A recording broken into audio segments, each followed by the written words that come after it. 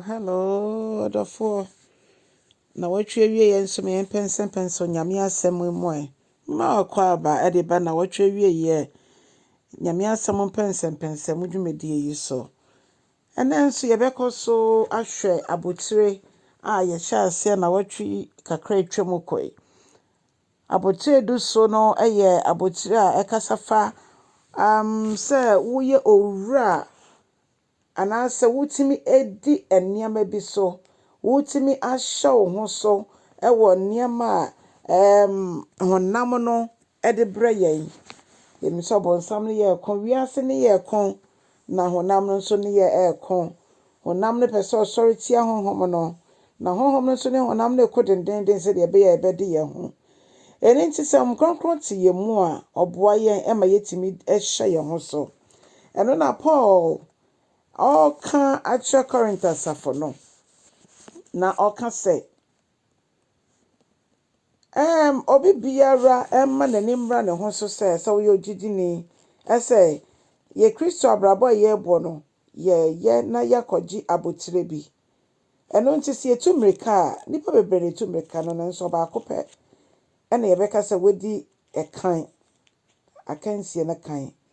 na omo etumrika nyina ana omo di akan nyina si akan nyina no nipadua yi omo ma nipadua no ne opabia no mode ma no omo hwe mo didie ne omo no mu yie afei omo hye nipadua ne enya se obeye obetutumrika se de be obenya stamina ne ade enye ne nipadua ne pa nyina no de ma no adofo yenso sa na Bible kan wade nyina ho kwan nanso nye ne nyina na efata yen eno nti ebra yetumrika ne ni da kwan se wieye no yebenya abotire papa afi yete se akofo yete se boxes ayegina ring mu a yekon obi biara kwa awone bota awone target board kutuku ni ngu mframe mu keke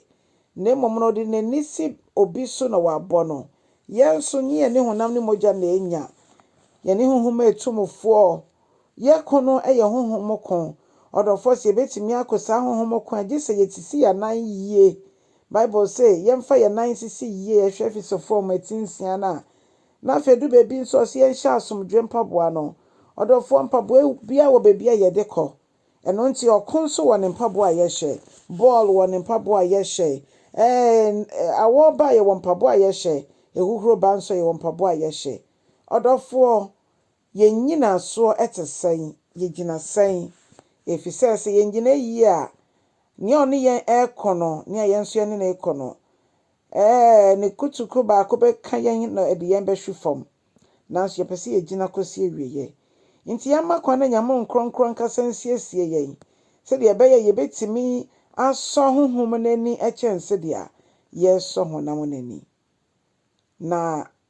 se yentimi anya ne sa wanhwa a na me ame ne wo kasa yi na wo a wotie yi ye mu wanhwa na nkwagye kwan no sese ya fa so no ye beka nanso na yakohwere no sese ye bedi eche ne honam ne panyina ne ye de be ma no de a ana ne opabia ne ye de be ma ne de a wanhwa ne ye bedu bebi no na ye bo abrabo no ye bo ne biara na blows na ye bo no na ye bogu mframe mu na meka na ye tu no yentimi an discipline ana yentimi an hye honam no ama honam no amba befa sa ekwan ya bebo ama etimi edi nkunim eso odofo